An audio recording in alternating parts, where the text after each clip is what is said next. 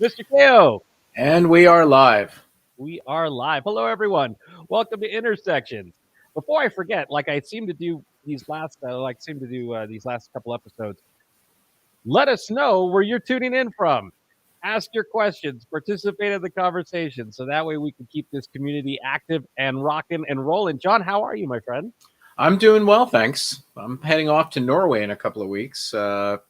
My first big international trip in 2 years. So I'm eager to test my, they're not exactly sea legs anymore, but see whether long haul flying is as forbidding as it now seems to be. Well, I am looking forward to hearing about that. I'm a little bit jealous. One, I love that country, and two, it is just that's the only way to fly. I got to imagine, long haul first class, as opposed to my ritual lately has been domestic, often connecting, running for the gates. And I didn't miss that. But for example, I was in San Francisco for 12 hours, it seems. And though when you get off the plane and you have a beautiful day like it was there, Oh, yeah. The weather blue here has been skies. amazing. Oh gosh, it was just gorgeous. And I got to go to the top of the Salesforce Tower to meet with customers, and that view, wow. Wow, wow, wow. So the travel's okay if you get to have experiences like that. If So you get to go to John, good places, yeah, yes. exactly. And I'm so we'll have to hear about that event, because if I know you, it's probably got to do with innovation in that country. That's a good guess.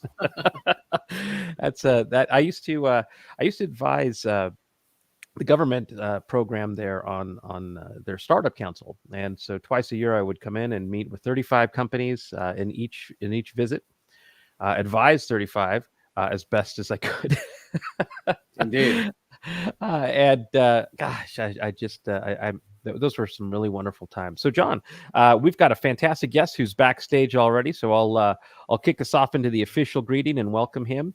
But first, I want to remind you that you are part of this show. So thank you for tuning in. We really, really value your time and attention. Share where you're tuning in from. Ask your questions. Share your comments. Like Hope here is coming in from Orlando. We have that's ORD. Is that Chicago? Gosh, I'm out of practice. No. Or it is Chicago Airport, I Yeah, think. Chicago Airport. Yeah, that's right. See, We see what I'm shouldn't have to talking know about? that. And then Michelle's tuning in from Atlanta, and Gregarious is battling me for the buttons that we're pushing here. And it's wonderful to see where you're coming in from. And again, you're part of the show. Make sure you share your comments, your observations, and also your questions for our first guest. And that is Simon Manwaring. It's actually someone who has been a near and dear friend. I don't even want to say how many years. We used to travel the world together, and he still looks the same. And one of the nicest, smartest individuals, most humble individuals I know. Simon, I'll give you an official introduction, and then we'll jump in and maybe fill in any gaps that I might have missed. Which the way I know you was as the CEO and founder of a company called We First, and it is a strategic consultancy that was designed to help brands accelerate growth and impact by putting purpose at the center of everything. You've also been on the steering committee of Sustainable Brands, the Forbes Business Council, and a fellow of the Royal Society of Arts. You've also written a book called We First, and you have a new one called Lead with We, which I'm excited to talk about today. So, Simon, welcome to the show. Thank you so much, Brian. Thanks, John. Hi to everyone. Well, why don't we just jump right in? What is the secret to the Fountain of Youth, Simon? You know what? I think it might be champagne, although I might have learned that from you. No, I think it's your kids keep you young. They keep you honest. They keep you on your toes, and they keep you young. So I think it's kids. But yes. Indeed, I must say I can't remember where we were. It was either Mexico City, but I remember a conversation over dinner, and family came up, and I'll never forget how that inspired me, uh, just to be a better father. So I don't think I ever told you that. So thank you, Simon. Thank you. Thank you. So let's jump right in. On that note, can we just, before we get into the book, sustainability, purpose, these are conversations that are in the headlines now. Maybe not so much when you started We First, and certainly their times are interesting. But how do you find it that you felt that there was enough momentum with businesses and executives in this area, all those years ago, to take a jump into creating an entire company around this? It was a leap of faith, but I think it was inspired by one thing. Like everyone, I sat there in 2008, 2009 and thought, this global economic meltdown, this is not good. I mean, people's hopes and health and homes were being lost and so on. So I thought we need to do business differently. And I wrote that first book, We First, around how we shift our focus from a me first mentality to a we first mentality. And the reason I did it, or I felt that it was worthwhile doing and started the company We First, was, I could see the writing on the wall. The environment's suffering, social systems are suffering. We've got to do business better. And in fact, it was inspired by a speech that Bill Gates gave at the World Economic Forum that year, where he said, the private sector needs to play a bigger role in social change. So, here we are 10 years down the road. And I think to some extent, those social technologies, social media, digital, mobile, and so on, that you and I, spend so much time in and around, Brian, for so long, they have delivered on that promise a little bit, but they've also given way to advertising dollars and a lot of issues that you see in the press. Meanwhile, those issues have got worse. Climate, plastics in the ocean, loss of biodiversity. And so what we're seeing now is the need for a wholesale reimagining or reengineering of business. Why? Because these timelines we're working against are actually contracting towards us. And just look at COP26, which is going on this week. You've got heads of state from all around the world using language like, catastrophic, and we're digging our own graves and so on and so on. That could make you pessimistic. I don't think it should. This is the most exciting rebirth of business and innovation unlock that is going to absolutely transform our future. We've just got to lean into it. I'm a hopeless optimist, so I'm going to just throw that out as a caveat. And it's hard, though. It's hard to be an optimist when there is that me first thinking, going back to 2008, 2009, is actually more prevalent, you could argue, today. We're watching society divided over what people sort of define as being woke and being losing freedoms by giving up certain ways of lifestyle, with even if it's having an impact, negative impact on our planet. Right. And so that, and it's only been stoked beyond anybody's ability to counter it, I guess. And so I love that you're an optimist, but I'd love to also hear why. What? Yeah, I mean, but what's the evidence? Yeah, I'm gonna throw out a stat real quick, Simon, and then we react to this, because as easy as it is to get caught up in the headlines and to feel the negativity around this, we did at Salesforce a report that showed that the number one thing that customers want to see in business transformation as a result of the pandemic is to be more trustworthy. And the number two thing that they wanted to see from businesses was to basically serve with purpose, to play a role in society. And that 61% of customers had said that they had already stopped doing business with the brand if their values weren't in alignment. So this is all reason for optimism. But knowing, though, that there are active forces that are trying to discount that data, to discount those movements, how is it that I would love to hear how you're making inroads to CEOs who aren't thinking this way? Well, two things. We've been doing this work with companies large and small for 10 years. So we know what's going on. It's not theory. It's not thought leadership. We know it to be true. But at the same time, to your point, we can't be naive. The forces working against this presumption that business will be more purposeful include big legacy industries that don't want to see things change because they want to make the money that they've been making for a long time. There's also a lot of people around the world, emerging middle classes in certain countries like Brazil or India, that want their day at the banquet table of capitalism. They want their consumer goods. They want those spoils. And then also there's the vast majority of the world who live on under $10 a day, for whom thinking about saving the planet is a luxury they can't afford. So I hear you loud and clear. We can't be naive. At the same time, the reason I believe it's possible now is three things coexisting, which I've never seen in 25 years of marketing before. The first is we have the stakes, which is humanity is facing an existential crisis. And in the same way that we saw the whole world be put on notice by COVID because we were all under the influence of a similar crisis, we are now facing the same with climate, with biodiversity, and all of these issues. So stakes. Secondly, stakeholders. Up till now, we haven't had a chance to offer a viable alternative to the engine of capitalism because not everyone's been at the table. But now we have suppliers, leaders, employees, customers, consumers, but most importantly, the money, the capital, the investor class, who has woken up in the last couple of years, and all the dialogue around ESG, environmental, social, and governance accountability. So we have, for the first time, all the parts of the engine in place. So for the first time, we can offer a viable alternative engine. But the third piece is this: nothing will change unless we're sufficiently inspired or motivated to change. And the third piece is the story. It's not just my opinion, your opinion, Salesforce's opinion, but rather, we see this massive dialogue going on from Davos to the World, at the World Economic Forum, to, the Business Roundtable, to CEOs of, B Corps, to, Nancy Pelosi, to so many others saying that capitalism as it's currently being practiced is not serving enough people well. So if you have the stakes, the stakeholders, and the story, it can actually be viable or possible for the first time. And here's the last thing I'd say.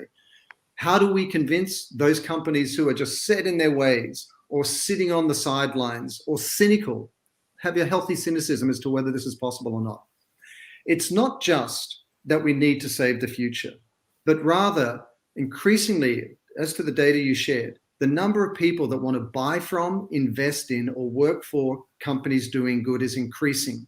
And the reason companies are shifting is because climate and other issues are affecting their supply chain, their ability to grow the cotton that makes the t-shirt that they sell at market. It's affecting their ability to attract the employees, the talent they need, and to get the most out of them, especially in the context of the Great Resignation. And it's affecting their ability to win the loyalty and sales of increasingly conscious consumers who look at their phones every day and see the headlines and go, oh my God, is this brand part of the problem or part of the solution? So I do think there are forces working against us, but I think this is a unique moment in time where momentum will build, market forces will reward companies doing good. Yeah, I'm going to ask you just one last question too, because I know John has. I can't wait to hear John's questions. Actually, I lived in two cities. I'll give you an idea. So I work for Salesforce, and one of the reasons I work for Salesforce is because of Mark Benioff and his commitment to a more sustainable future. The entire culture of the organization is derived from this ability or this desire to do good in the world, and that's inspiring to me. I lived in a city prior in Silicon Valley and in a city now in Southern California where it's not uncommon to see big raised trucks park in Tesla Spark parking spaces everywhere, or to have trucks coal rolling, bicyclists and Teslas all over the place as a matter of pride. And so one question I have for you is the psychology of this is that you have a group of consumers who just not only do they not want to change things, but they actually want to make it miserable for those who do want to change things. Sure. And so they're sort of motivating, I guess, could be one way to say it. This practice of capitalism for the elite. Which is ironic because they're not the beneficiaries of those elite programs in many cases. So how do you find successfully to have executives, to have brands take a stance to say, you know what, we're okay with not actually doing business with everybody, and that we're going to grow these markets with people who actually want to live on this planet a little bit longer? Sure. I mean, it's a complicated issue outright. And I think, as we all know, social media has polarized people even more. So, you see these circumstances where people want to punish others for who want to move forward or do good. And that's part of human nature, I guess, but it's been sort of made worse by social media and other things. I'd also say that, this is a moment in time where, sadly, these issues don't care what your politics are, where you live, how much money you make, where you want to go on holidays. These issues are larger than all of us, and they're going to be visited upon us, whether it's extreme weather, whether it's lack of access to the products we need with supply chain gridlock that we see around the country right now. So it's really apolitical in a way. And so in that sense, we're seeing that not only will companies take a stand, because the expectation is there, not just from their customers, but from their employees, but also when the companies themselves are being so affected by these issues, and they're not going to change on their own, these issues, the companies have to play a role. And all the data, like what you suggested earlier on, bears out that not only do employees and consumers want companies to take a stand, and especially the CEO, they will actually boycott a brand that doesn't take a stand or stay silent, and they will switch to a competitor brand that has a clearer point of view. So again, it always comes back to market forces. We'd be naive to think that this isn't ultimately dependent on there being business growth, business profit on the other side. What I'm saying, and what I lay out as a sort of a step-by-step blueprint for how you do it in your company, whether you're large or small, is that these market forces are going to increasingly reward companies that have a point of view based on their values, based on their authentic purpose. They bring it to life upstream in their supply chain through their company culture and how they take their products to market. And the more you're on the right side of that history, the faster you'll be propelled forward, the greater growth you'll enjoy, and the greater impact that you can have. Now, that's not to say people won't be putting obstacles in the way, but unless we solve for these issues, it's going to come at the cost of all of our lives, because the bottom line is brands can't survive in societies that fail. And these issues are really putting our very futures at risk. Yeah, well said. Well said. John, please, over to you. Well, Simon, it's a pleasure to speak with you, not the least of which is, I guess we're both fellows of the RSA. So this is an RSA to RSA. There we go. There we go. Doesn't happen every day. No. I remember the definition of brands as promises to a particular constituency. And I'm wondering how that fits with your value proposition to companies around brand strategy. I mean, if you're helping them to articulate a value proposition based on purpose and societal benefit and we and so forth and so on, who ultimately is the intended audience, and how do you also employ the right kind of BS meter so that you aren't simply glossing up some company that wants to say all the right things so they can continue to sell a lot of stuff? Sure. I mean, I think purpose washing, woke washing, cause washing, local washing, that's an inevitable part of these transitions that go on.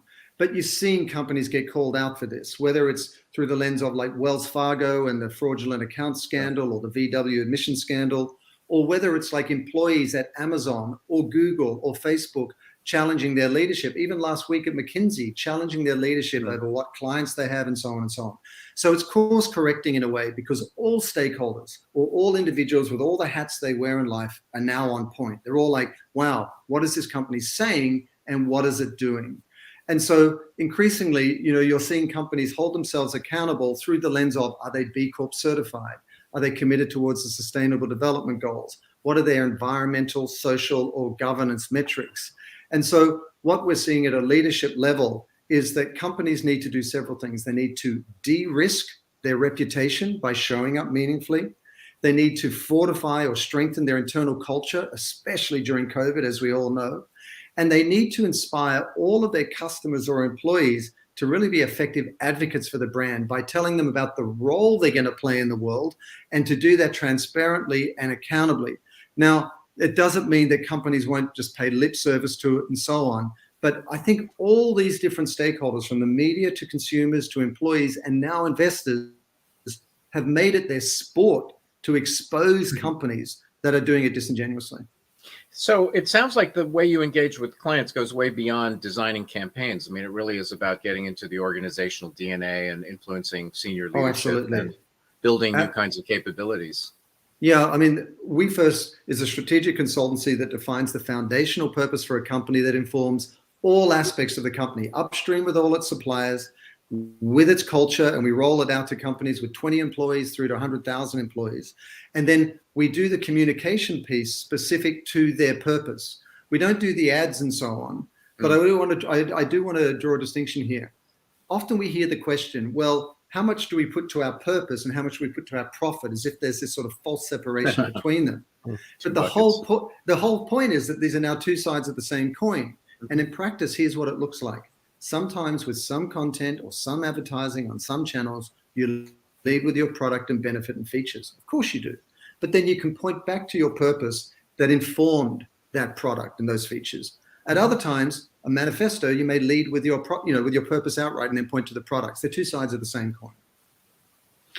So taking a slightly different tack, I'm wondering the extent to which you've thought about or whether there's relevance for taking on not specific companies that are animated by purpose, but specific causes or societal agendas. I mean, for example, the Sustainable Development Goals, or I'll give you a very specific example. I do a lot of music, and I'm alarmed by the state of music as a societal institution. I think that, for a society that consumes more and more music, the actual making of music and the garnering of the benefits of learning how to make music are diminishing, except in a few societies like Finland and China, where they believe that it's kind of a national agenda to make people smart, presumably so they can compete better on the global stage.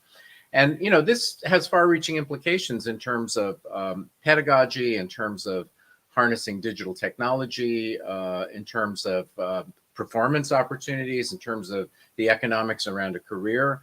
And many companies are implicated as part of the problem, I would say.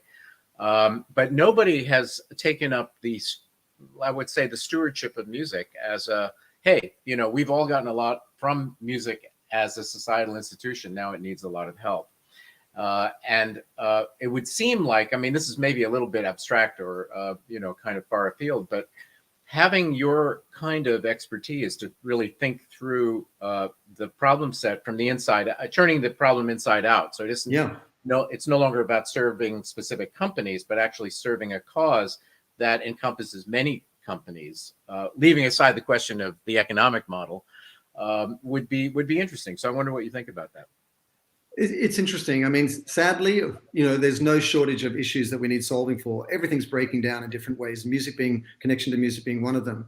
At the same time, we can't let the tail wag the dog, in the sense that ordinarily when we do our work with companies, we define a purpose that's authentic and differentiated, but unique to them, as opposed to reverse engineering out of an issue. But if that issue, like music, is relevant to that company, we define not only what their foundational purpose is, but what their point of view is on that issue, so they're not just lost in the noise of companies addressing music. But I think music is one of many issues, like connection to nature, physical, FaceTime with each other, connection to music and the human heartbeat. I think these are all fundamental to what it means to be a human being, and our loss of commitment or connection to that unconsciously has compounded a lot of the ways that we feel: depression, anxiety, suicide rates, and things that, because these things that we almost took for granted were what would actually nurtured us and made life meaningful in the past. And that's been thrown into relief over the last 18 months with COVID as well. So once we've defined the purpose of a company, we then define what their specific point of view is on that given issue. But one build on that would be this. What we're doing right now isn't enough, and I'll tell you why. If we look at the tapestry of business, the vast majority of business is still looking after the bottom line, profit for profit's sake. And we've got a large number of isolated pockets of purpose, one being Salesforce, one being my company, WeFirst. But they're isolated. And given the timelines we're working against and how they're contracting towards us, we need to accelerate and scale what we're doing. So what I lay out in the Lead with We is a blueprint for how you, if you're a small company or a large company, can actually start to collaborate with more people to benefit a larger or greater we and the planet. Why? So we can get there faster. And the more that we do that, the more we shore up the whole, as in the natural systems, the natural world on which we depend, the more we shore up the living systems, the social systems on which we depend, the more business can thrive, the more your company can grow, the more your employees, investors, and consumers will reward you for doing so, because they want to be part of the solution for their future. So I think, we need to do two things. We need to be more purposeful outright. But the reason I went through the effort of writing the new book is we need to do it more collaboratively. And it's all about the future of collaborative leadership and how we get it done. Because I don't think we're arguing over why we need to get it done anymore, but people want to know how.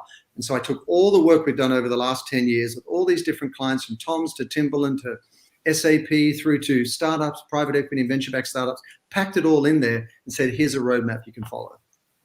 Yeah, it sounds like you're in a very enviable position to adopt a much more proactive stance around putting together coalitions of the like-minded who, let's say, are engaged in a particular purposeful track. And so instead of, not that your model is to be reactive, but if a client comes in and they fit your criteria, you'll serve their interests, right? But if there are areas that you feel are particularly urgent, you may now be in a position like a magnet to orient the iron filings around a whole cluster of activities.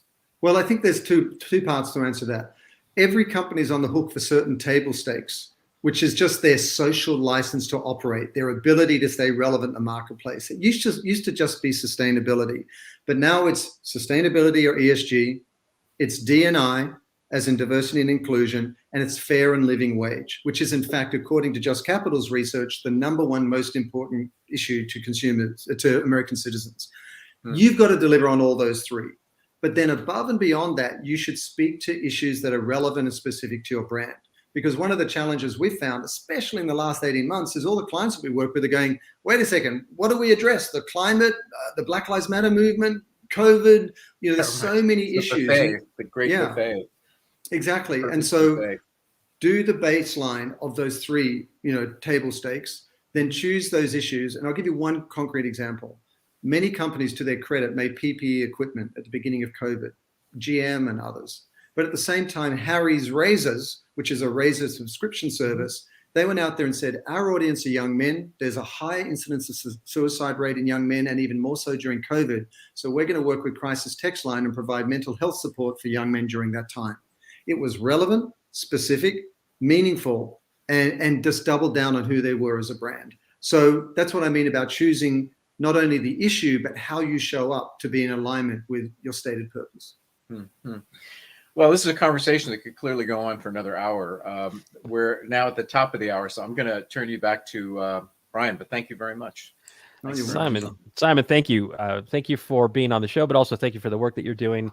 And let's see if we can't scale that and accelerate it in get that momentum where this is just now a matter of doing good and seeing if we can't add a few more years to the life of this planet and make everyone happier in the process. So Simon, good luck. Good luck with the new book. Also a shout out to our friend Matt, the publisher Ben Bella of this new book. This is are you one of his first titles, I think, under the new yeah, absolutely.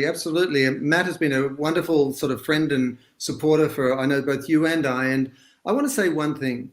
It's easy to look at the headlines every day and be pessimistic, but the market forces are here now. This is the greatest innovation opportunity. This is a miraculous rebirth of business, appropriately painful, but a rebirth of business where your company, large or small, can really lean into doing good and drive your growth by doing so. And so, the book lays out how you can do that, but don't be pessimistic. We are all showing up in very, very exciting ways right now. Everyone from heads of state to CEOs to entrepreneurs are on point, and we will get through this together. Yes. Excellent. Simon, thank you for doing that. Thank you for those words. Thanks for the motivation and the inspiration. And I'll see you maybe in Southern California. I hope so. Thanks, John. Thanks, Brian. Thanks, everyone. Good to meet you. All the best. Oh, wow. Well, hey, John, our next guest, I'm geeking out a little bit. So maybe it's best if you introduce him. I'll probably fumble it. No, not at all. So if you can bring him up, it's not just a pleasure, but an honor to introduce Vint Cerf. It's not often that one gets to speak with a living legend. And Vint is currently, his formal title is Vice President and Chief Internet Evangelist for Google, but he's more colloquially known in digital circles as a co-founder of the Internet. honored more ways that I could possibly describe in the time that we have available, but he's a member of the National Academies of Science and Engineering, Presidential Medal of Freedom, U.S. National Medal of Technology, Japan Prize, Queen Elizabeth Prize for Engineering. Originally got a doctorate from UCLA in computer science, that kind of ancient and foundational discipline. And has, according to his current bio, 29 honorary degrees, which must be a kind of Guinness Book of World Records No, not even number. close. I have friends who have like 70 or 80 honorary degrees. So 70 or 80. So are you in the Guinness Book of World Records then, Vin? I mean, you must be. I mean, that's pretty up there. Anyway, you won't remember, but you and I had the pleasure of meeting some years ago, and it's a pleasure to see you again. I'll take the first crack at the conversation, and then Brian will follow up. I'm curious. You know, we have a unique opportunity to get some perspective from you, and I guess I'd like to start out by asking you, what is the most surprising thing to you about how the internet has evolved from where you started and the early days? Because clearly it continues to evolve and mutate, we might say. What's been the most surprising? Well, the first thing is its longevity, although to be honest, the telephone system's been around since 1876. So, there's no records here yet. But it has been impressive that it has scaled as much as it has without having to go through a complete transformation of all of the basic designs that Bob Kahn and I started way back in 1973. The most surprising moment was, well, there were several, but the one that was the most surprising was the introduction of the World Wide Web by Tim Berners-Lee. It wasn't his introduction that was surprising, it was the reaction that was surprising. People decided they wanted to share what they knew with other people in enormous quantities, just because it was fulfilling to know that something you knew was useful to someone else. And so there wasn't a business model or anything associated with it. It was just sharing what you knew. The World Wide Web tools made it easier, increasingly easy, to share that information in various and sundry ways, and of course in richer and richer ways of streaming audio and video and all that has come. And of course, there was so much content that flowed into the net as a result that nobody could find anything, which led to the need for search engines from Alta Vista to Yahoo, Google search and Bing and so on. So that whole ensemble was unexpected. I would say there are two other things that I suppose if we thought about it, we would have anticipated. And that's the consequences of the feedback loops of social media that have introduced frankly harmful consequences in the online environment, societally challenging consequences. And a portion of that may in fact have to do with anonymity, and which is troubling in a way, because anonymous use of the system seems like it should be innocuous, and yet when people feel and actually are anonymous, they often do things just because they think they can get away with it. And I guess the last point, and the one which did surprise me also, is what happened when Steve Jobs introduced the iPhone. And here, the surprise was the particular combination of functionality of remote or wireless access, a camera, the ability to access and use internet-based applications all together in one package, which has continued to evolve and improve over time. That melding of two technologies, handheld, mobile, and the internet, which, by the way, got started in exactly the same time. Marty Cooper started work on the handheld telephone in 1973, the same time that Bob and I started working on the internet. And we turned them on at the same time in 1983. And yet they ran in parallel until 2007. And then boom, this hypergolic mutual self-reinforcement, mutual reinforcement, just accelerated our dependence on this instrument. And now, of course, I get worried that with so much of our lives are wrapped up in the functioning of that device, that when it doesn't work for whatever reason, there are all kinds of consequences. There's side effects, cascade effects, and everything else. Sorry, that's a longer answer than you wanted, but No, that's terrific. Through my I mean, who better to comment on the short stretch of history of the internet than yourself? Well, so you started down the road. I guess I'm curious about what worries you the most about where we are vis-a-vis the internet, and if you had a magic wand and you could change anything about it to make it better, what would that be? Well, before we get to the what would I change, let's see, what is it that I would want to accomplish? What are the Okay. desirable properties of an internet that I would prefer? Well, let's see. Safety, security, privacy, uh, I guess accountability, affordability, accessibility in multiple senses of the word, and among other things. Um, so I would want to take steps that would increase the value of all of those metrics on the net. And so, frankly, one of the things that I think I would want to do is to introduce and encourage the use of very strong authentication techniques so that we have strong ways of identifying ourselves to a third party. And why is that important? Well, it turns out that the more we depend on this ecosystem, the more we may take actions that we would not want others to take on our behalf without our approval or agreement. And so what that means is we don't want our accounts to be hijacked. And that suggests that we should really be introducing much better authentication mechanisms than passwords, usernames and passwords.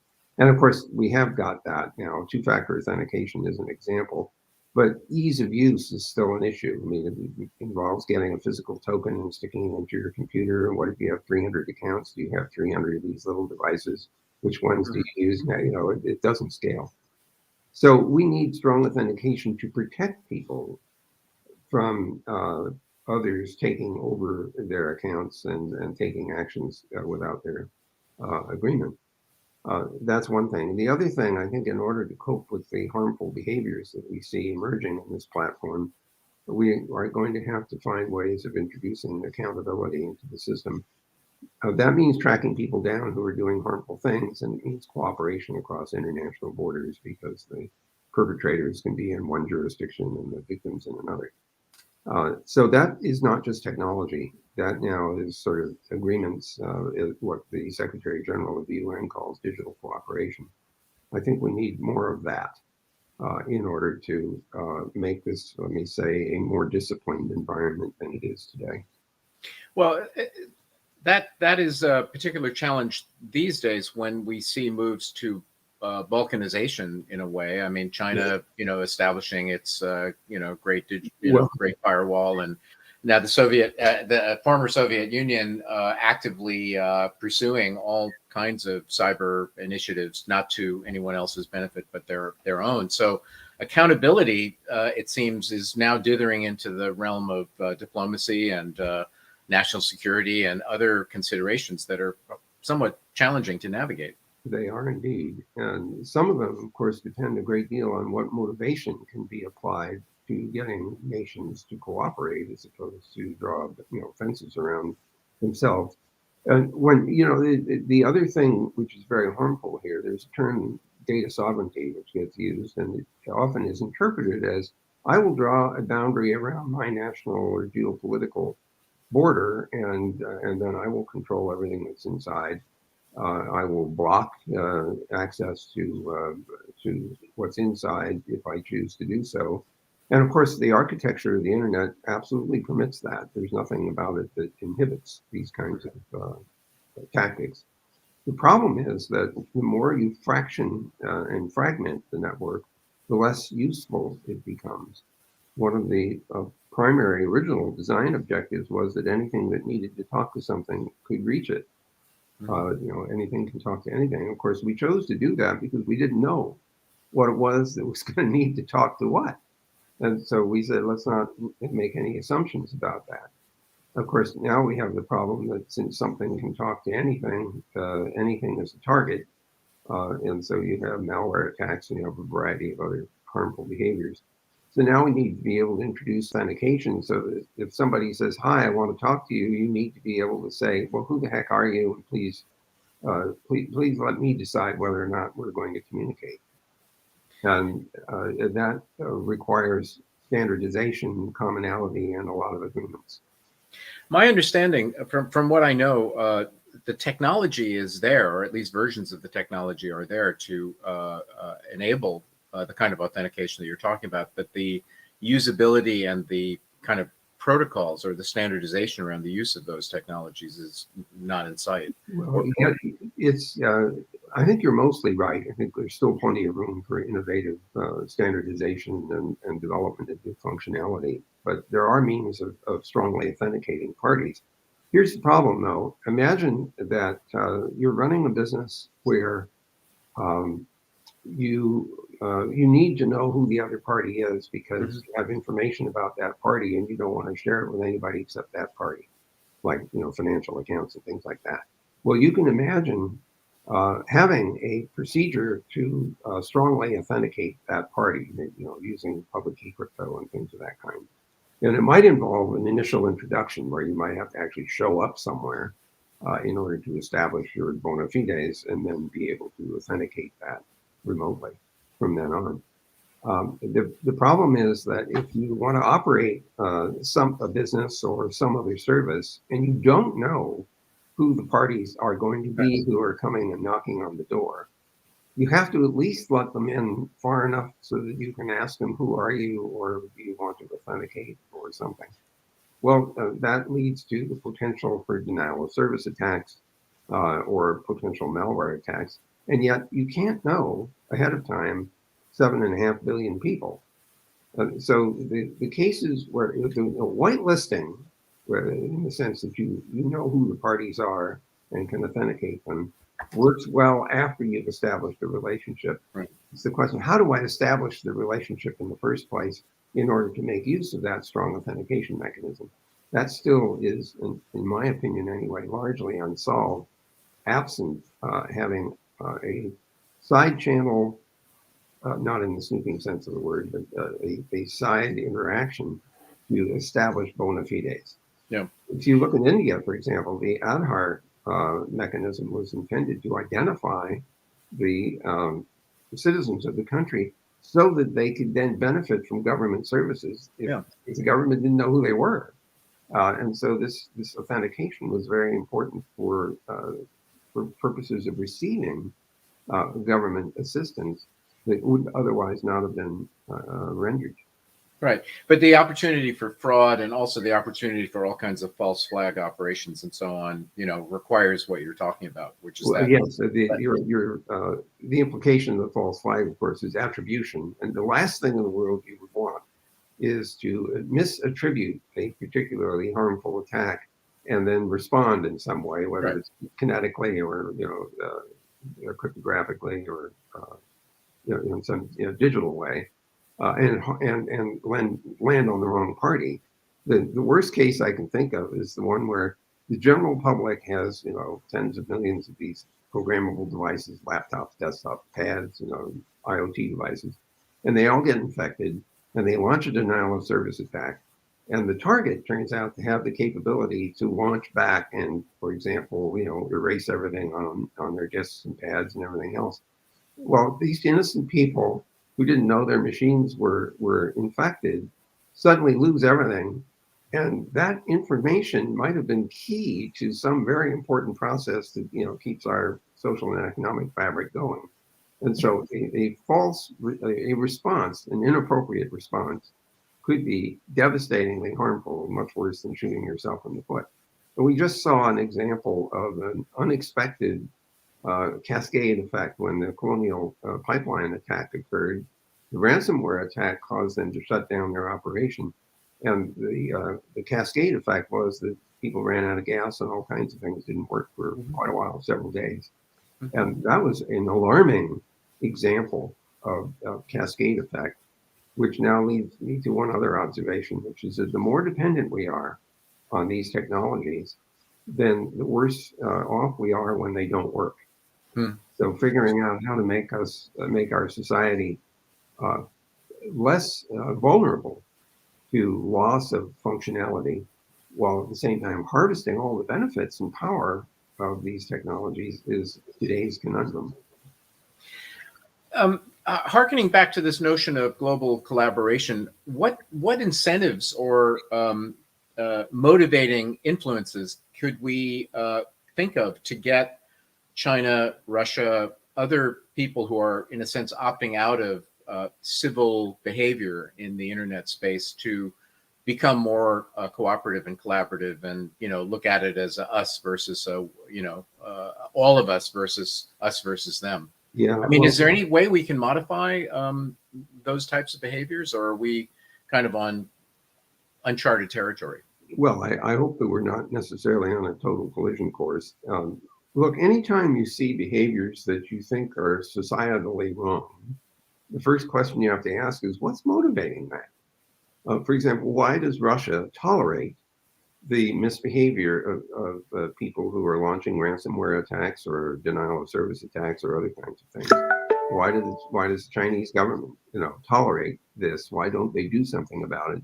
And the answer is, well, those attacks are actually satisfying other interests that those countries have, one of which is to disrupt the democracy of the United States. Right. They have a geopolitical interest in doing that. And so therefore, they have no motivation to inhibit those bad behaviors. It's sort of like, look, as long as you don't attack anybody in my country, just attack those other guys, I don't care. And oh, by the way, you're taking care of one of my geopolitical objectives, which is to essentially unseat the Western democratic democracies. Right. So we have, the only way you can deal with that is to figure out how to change the incentives. And so now you're looking for carrots and sticks. And I'll give you one other example, and that's called the salami slice method of trying to come to common agreements. Mm-hmm. You have two parties that don't agree with each other about anything. And so but your objective is to find a way to get them to cooperate. So the first thing you do when you sit down is to just start a conversation to figure out whether there's anything you agree on, one of which might be that you both disagree with each other. Well, if even that much might be just enough to slice a thin little bit of salami to say, okay, we just agreed that we don't agree on anything. So we've agreed on something. So let's put that aside. Now, what else can we agree on? And you kind of work your way through until finally you got enough salami slices to make a really good salami sandwich. I'm a big believer in the salami slice method of reaching some common ground. But indeed, you need the common ground. Otherwise, you won't get cooperation. So, Vin, I could talk to you for hours. We have a co-host whose name is Brian Solis, who's been listening. And I'm going to throw it over to him now for the next part of our time with you. But thanks. Sure. So over to you, Brian. Thanks, John. Ben, what a just absolute privilege. The last time I think I saw you was at the Connected Constellation Connected Enterprise event in Half Moon Bay, 2019, right before all of the madness. I also say that among the credentials that we've introduced, I would also add probably the most dapper gentleman in technology. Also with a wonderful hat collection as well. So let's just jump in with the few minutes we have left. As someone who's still incredibly influential on global policy, and also the work that you're doing at Google, and seeing where humanity is sort of on the wrong side of, say, some of the technology revolutions that we're seeing online. One most notably being sort of the Facebook hacks and the data utilized against its own users, and maybe how transparent Facebook is to the depth of which that has and continues to happen, and adding to that the effects on us as users to see us change our behaviors, and maybe not always for the best. And then to build on that, it's not just people connected now; it's machines, and seeing how we'll have millions of IP addresses and devices connected, of which are also vulnerable to security. And then lastly, this move now towards what many are calling Web 3.0, or this new protocol, of which is going to further enhance our ability to connect and communicate and operate. How do you see your influence in policy helping to address some of the things that I don't know that we're just really paying attention to at a user level like we should, and demanding more, for example, protection and safety from some of the big platforms that we're all using, so that we can feel confident moving forward. I think to your comment earlier about the more we're dependent on technology, the more we're impacted when it's off. I would say that when Facebook is down, I feel better. But with that said, where are we going now in light of a lot of the things that's happening behind the scenes? This is sort of like a question. Describe the universe in 25 words. Yes, You can give 3 exactly. examples, right?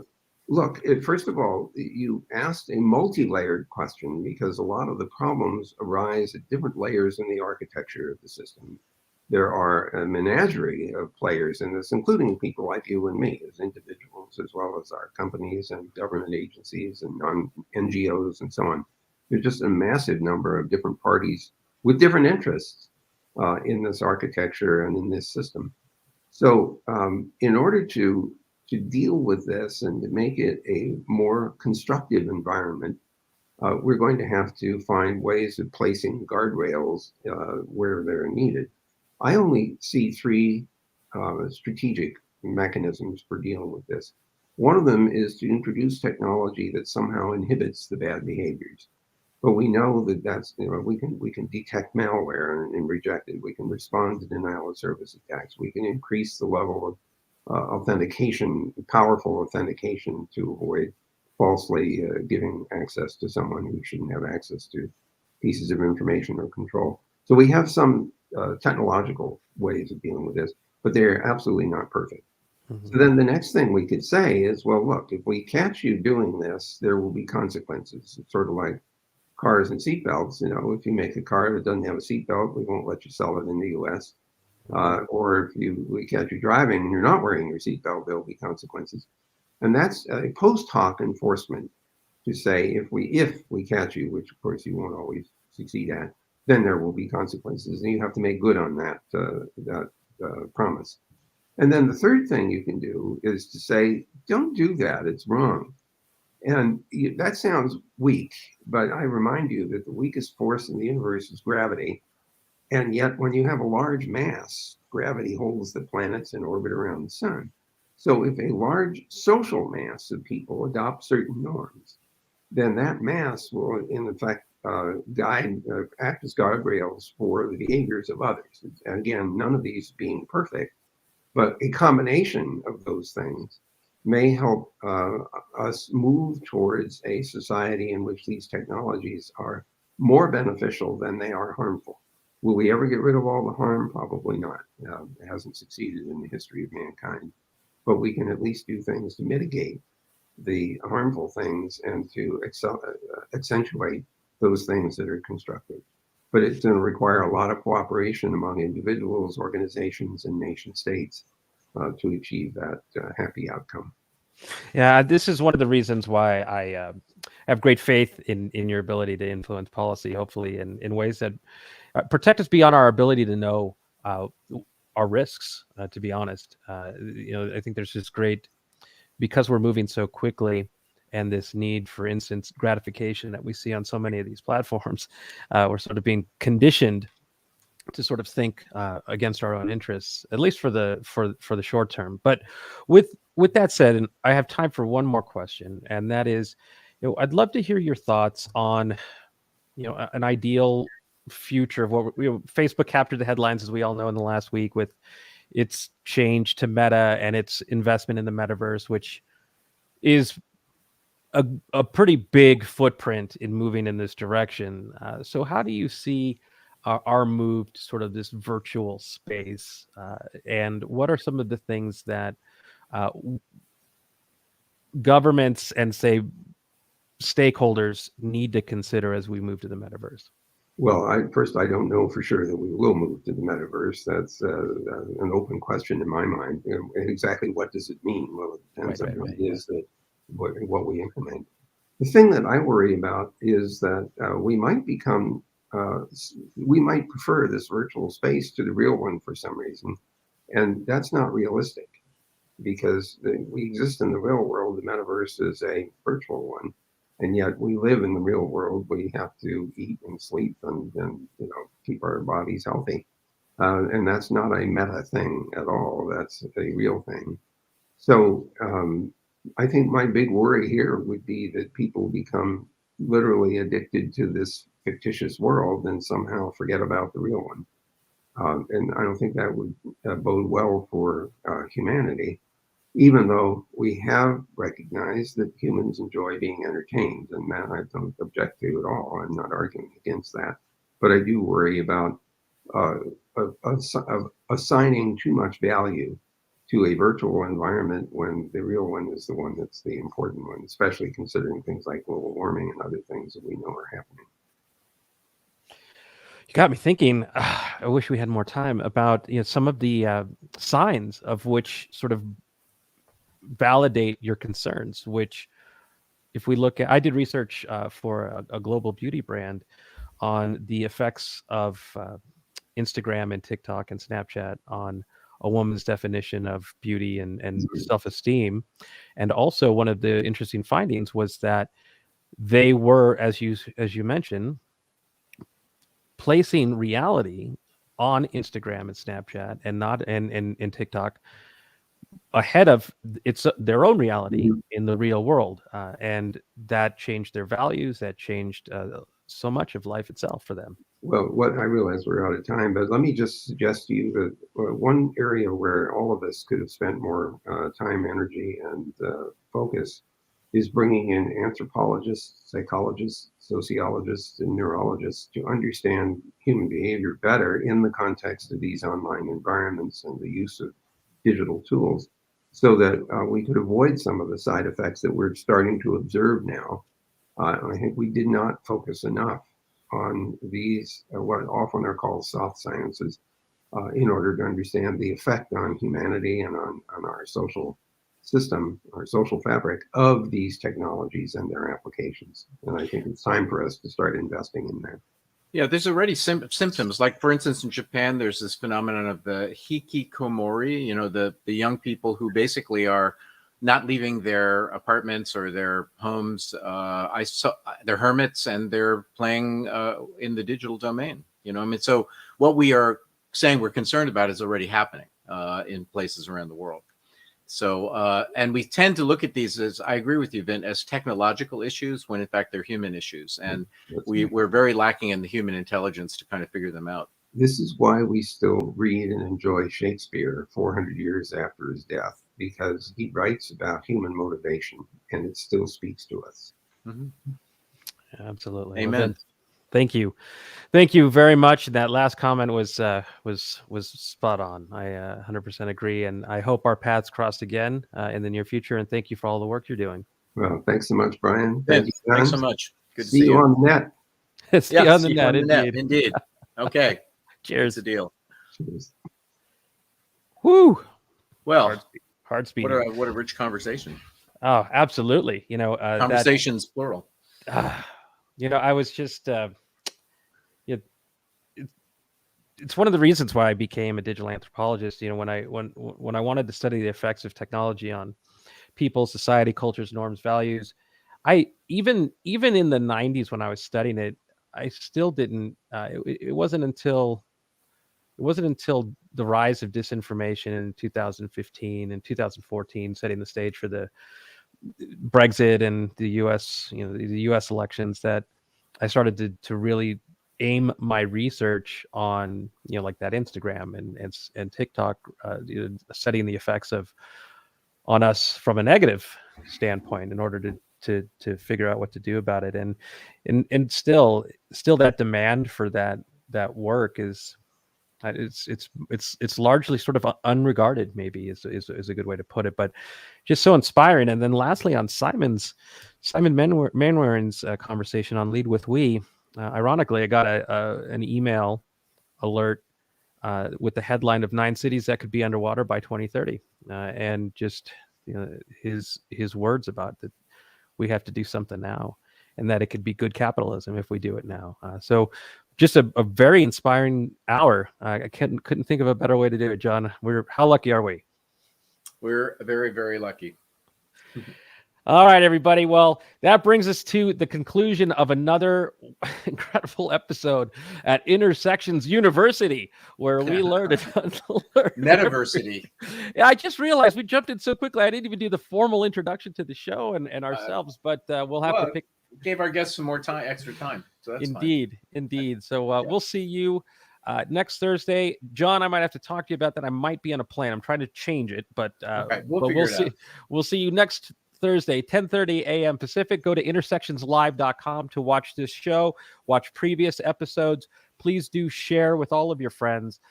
Get this word out. We want to grow this community because this show is for you and by you. And so thank you for all of your support.